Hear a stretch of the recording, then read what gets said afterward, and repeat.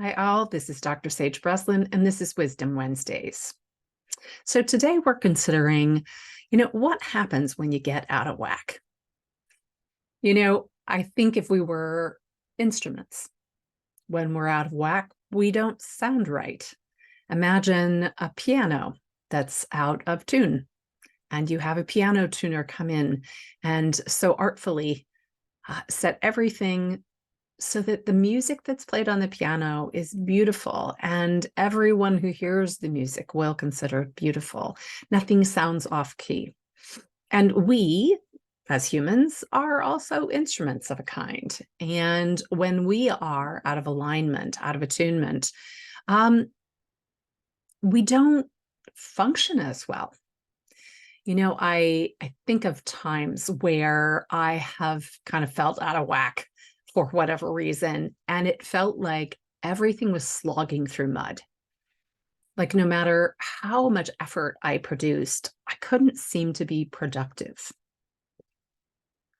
I think that when we are in difficult situations, when we're surrounded by chaos, we have almost an expectation that our efforts are not probably going to hit their mark, that it almost makes sense to us. We call it ego syntonic. It makes sense to us that things are not kind of landing as we think that they should. But when we get into very unhealthy relationships, especially when we have somebody feeding off of us, and I don't mean like a mother and a baby, when we are with people, either in the workplace or people who seem to be our friends, or maybe worse, people who live with us or in relationship with us, and when they are actually meeting their own needs by draining us of our energy, we just refer to them as soul suckers. And toxic narcissists are one kind of soul sucker. And I talk a lot about this in my line of work because when you acknowledge that you are with somebody who is feeding off you in that way for their benefit, not for yours, I think a lot of us sense the danger and we put our souls away. We put that soul into safekeeping because we feel vulnerable, and not in a way that we want to feel vulnerable. When we are with a loved one that we trust and we know has our back, we can be open and vulnerable because it's more enjoyable to connect directly with that person than to kind of connect through a screen door, or a wooden door, or a steel door. But when we are with people that intuitively we have a sense that maybe it's dangerous, that's when we put our souls into safekeeping. And that's good for the soul, right? It's safe, it's guarded, it's not going to be harmed. But when we put our soul into safekeeping, it means we're sort of negating our divine power source. And that's what I would speak to today about, like, what happens when you're out of whack? What happens when your soul has been put into safekeeping for great reasons? But how is it? What's that like? And I would say, most people feel like they're not themselves. One of my children has ADHD and was saying, like, so if I don't take the Adderall, I just don't seem to be hitting the mark, right? I can do my life, but when I do take the Adderall, everything is just seamless. Everything is so much easier. Everything just operates as I expect it to. And there have been a lot of questions lately. So you have this rose system, what are you doing? What does it mean to restore old soul empowerment? What's that mean? What do I get out of that?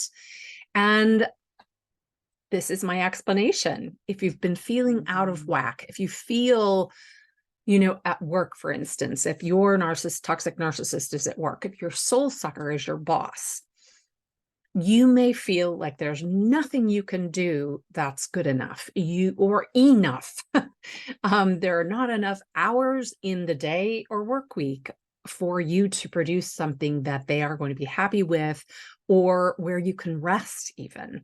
You may constantly feel on high alert. And, in the human body, that means that we produce cortisol. And, then you just feel like you're constantly anxious because it's coursing through your body. It's trying to help you, but it's not so helpful when you feel anxious all the time. If that soul sucker is at home, you may begin to feel like you can't ever rest. You may work outside, at a job, and go home to work and take on the next job, which is maybe taking care of a family and your partner and the home and the animals and all of that stuff. And then you need to take a load off, right? You need to be able to rest and relax. And when you're in the midst of a soul sucker, that's just not going to happen. Because you are there for them, in their opinion. And so the notion of restoring old soul empowerment is allowing that vault to come open again, and for you to embody your old soul, what you were sent here to do. And when you do that, it's like plugging back in the power source, but it's a divine power source. So it's not like it gets used up.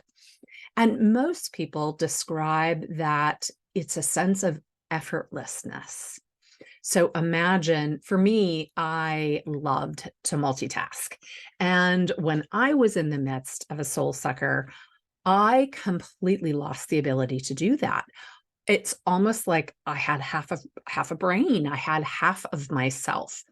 And I'd try to do it, but it never seemed to hit the mark. Right now, as I recover from chemo brain, it's sort of the same feeling.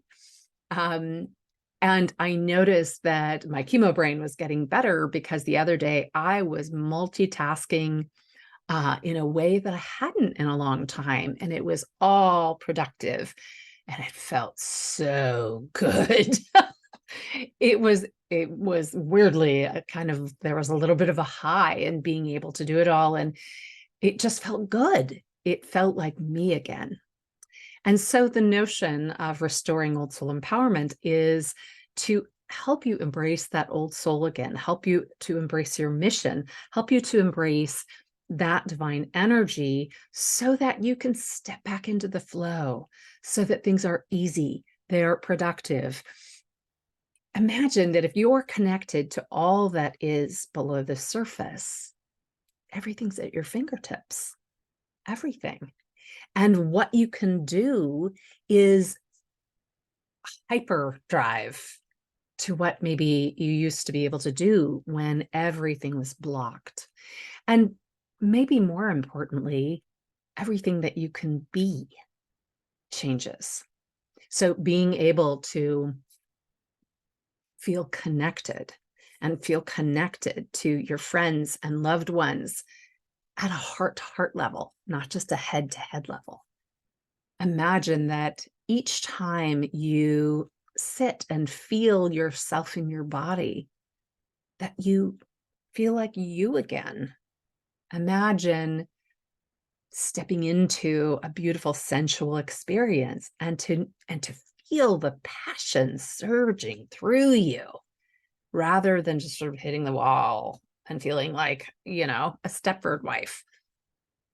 So if this is your situation, if you are starting to feel sort of trapped in your own body, trapped by circumstances, if you are isolated because your soul sucker has sort of, knocked you down to size, it may be time actually to step in and rise up into who you are and to really restore that old soul empowerment. And if you'd like a 10-step way to do that, I urge you to give me a call or DM me, because enrollment is now. We are in the last week of our first deep discount enrollment. You're not going to get better than this in terms of pricing. And on October 1, that will change again. and there's still going to be discounts, but they won't be what they are right now. So if you're excited to really feel like yourself again, if you are ready to step back into the flow and allow life to be so much easier, give me a call. This is Dr. Sage Breslin. This is Wisdom Wednesdays. And if you'd like to comment in the comments, I would love to hear your best example of what it's like for you when you're in the flow. I can't wait to see it. I'll talk to you soon.